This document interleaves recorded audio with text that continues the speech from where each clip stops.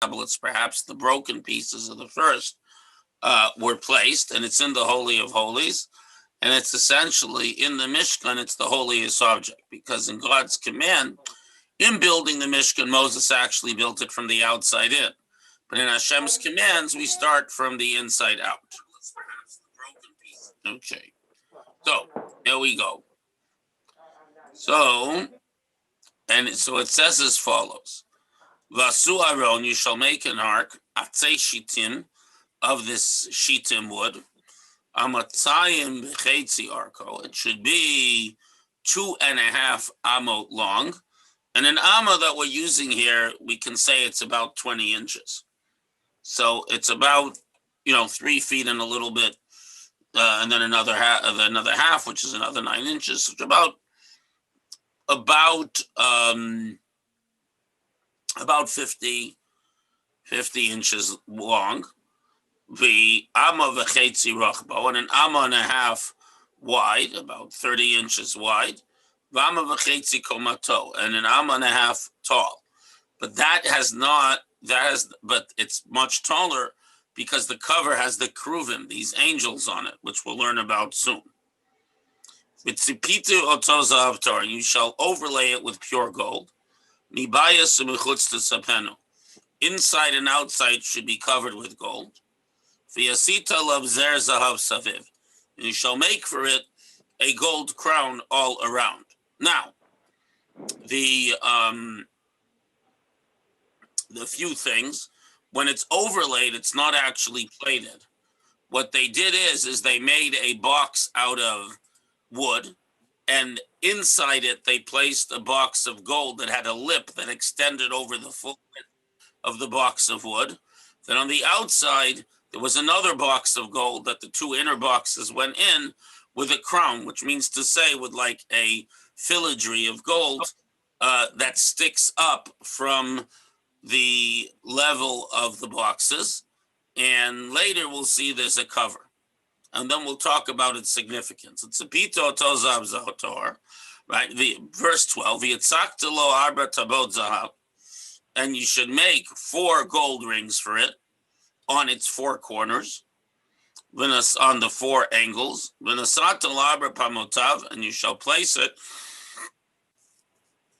It says 4 feet. It means to say in 4 rings. Ushte on its 4 corners. Pamotav here means corners, not feet. Ushte tabaot al tzalacha, so you end up with 2 rings on one side. Ushte tabaot, and 2 rings al tzalacha on the second side. And these rings were on the narrow side because the staves of the ark was carried with the width in between those carrying it. Vasita badei atzei shitim, you shall make staves of this shitim wood, and you cover them with gold. Ve'esveita sabadim b'tabaot, you should put the long sticks into the rings on the side of the aron to carry lasot aron b'hem, to carry them. Now, once they're put in, you don't remove them. B'tabot aron yu abadim, the staves shall be in the rings, though you're sure they never should be taken out. Once it's assembled, you leave it the way it is. So it's all meant for carrying, right? Yeah, right. Because somebody's going to hold. Yeah, exactly. It had to be carried from place to place. Yeah. You shall put on the aron the testimony, which means to say the tablets with Hashem, with the 10 commandments written in them, that I will give you. Now. And it says, I'll give you, because the commandment for the Mishkan was given before Moses went up and got the second set of tablets, even though the work on the Mishkan began on the day after Yom Kippur, after he received the new tablets. And I'm going to look for something here. Just a moment. Okay, I'm going to find something here.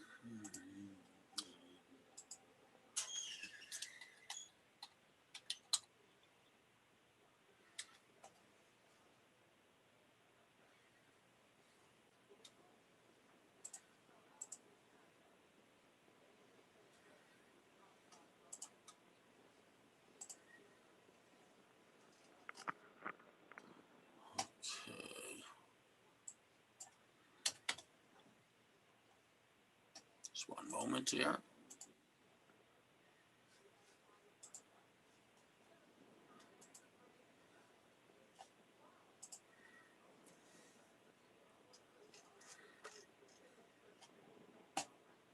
Just looking for something I had before a minute ago.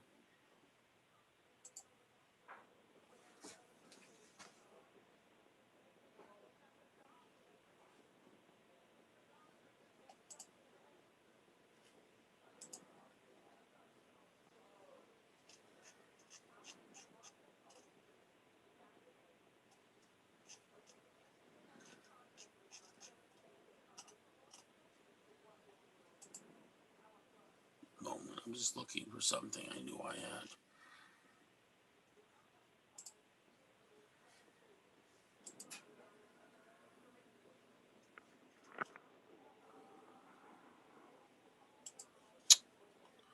Where did you go?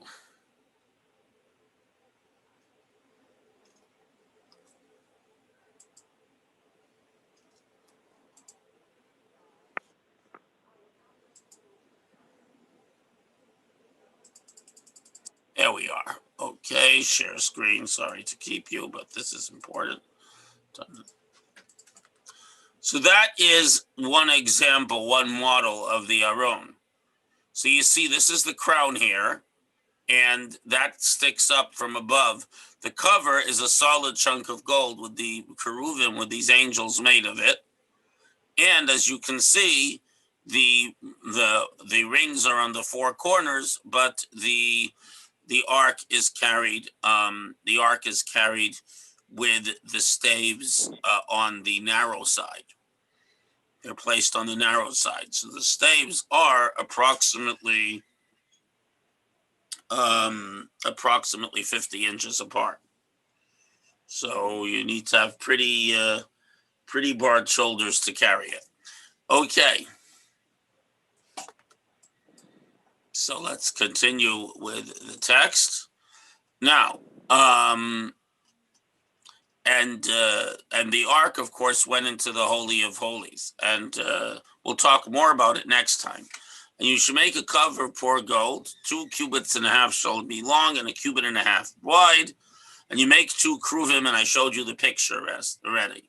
Now, the kruvim with the wings and so on, it's the only actual image that's allowed in the Beit HaMikdash.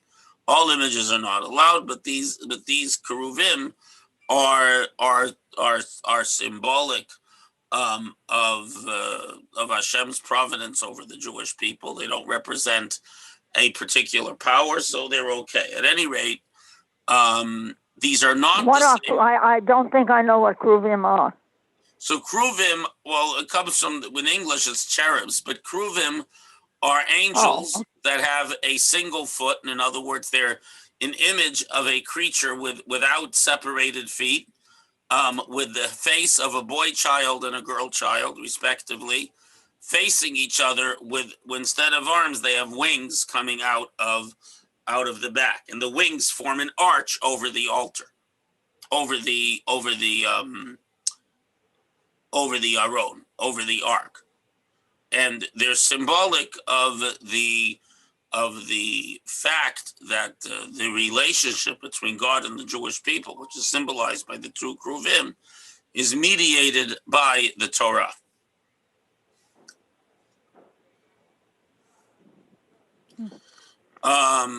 And the cover of the ark is a single piece of gold, a big chunk of gold that was formed first into a flat surface with 2 pillars coming out of it. Then those pillars were beaten. Gold is relatively soft, but all the work of the ark and the menorah, all the gold items in the temple were created by beating them out with a hammer, by forming them not in a mold, but by actually forming them by pressure and blows from a hammer and cutting instruments and so on. They weren't molded so much as sculpted. Now, there are many interesting ideas surrounding the Aron. One of the first and most simple ones is that why have a heart of wood in the middle when it's all gold and you only see the gold? So the answer is that someone who studies the Torah and teaches the Torah, as strong and sure of themselves as they have to be, and as strong as they have to be in presenting the Torah, there always has to be the wood in the middle. There always has to be the humility, the sense that whatever I have comes from Hashem, and I am merely the messenger, and I am not anything special or great myself. And this is a quality that all the true great Jewish leaders had, great Torah leaders had. I was thinking of that fact that it was the gold on top of the wood, and I thought it was a practical matter of having the strength of the wood from a tree. Well, that's true, because gold is soft and is a soft can metal. bend under its own weight. That could be part of it, that practicality. But there's also this lesson. I mean, there's obviously everything that exists at multiple levels. Yeah, and once the cover is placed on, we never remove it. And Hashem says, "I'll meet you there, and I'll speak with you from the ark cover." In other words, when Moshe went into the Mishkan to hear God's voice, he heard it as if it were coming from between the two Kruvim. In other words, God speaks to us because of his love for the Jewish people. The boy cherub symbolizing God and the girl cherub symbolizing the Jewish people. Okay, and that brings us to the end of today, and we shall proceed tomorrow, Bezrat Hashem, and thank you all for coming. Could I add something? Please. Why? I know there was before then, like yesterday or 2 days ago, I thought I heard someone ask about, is there anything connected between the Ark of the Covenant and the Ark of Noah's Ark? My answer would be that there is no connection, because the Teva or boat was made, which is Noah's Ark, and the Aron, the Ark. It's how they said it in Hebrew. But is there any connect, Rabbi? Oh, because one is called a Teva, one is called a Aron. Yeah, but sometimes there are times where the ark is called a Teva, a box. So there may still be a connection. In the prophets, sometimes it's called a box. So there may be a connection. Yes. I have a quick question too, about the fact that they have the cherubim, as representing God. Right, so it represents God's love for the Jewish people. It represents a attribute rather than God himself. Okay. Do they move?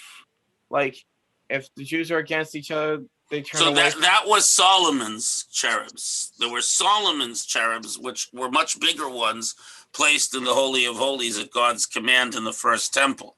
Those moved. That's what you're referring to. You're referring to a medrash. So we'll talk more about those another time, because Solomon's cherubs are different from the cherubs on the ark. Thank you. And we'll discuss it further. Very good. You remember the medrash. Okay. Have a great day, everyone. Thank you, Rabbi. We're going to meet again tonight. All the best, everyone. Take care. We are meeting tonight. Yeah. We're going to talk about Purim and wine and inebriation in Judaism. Thank you.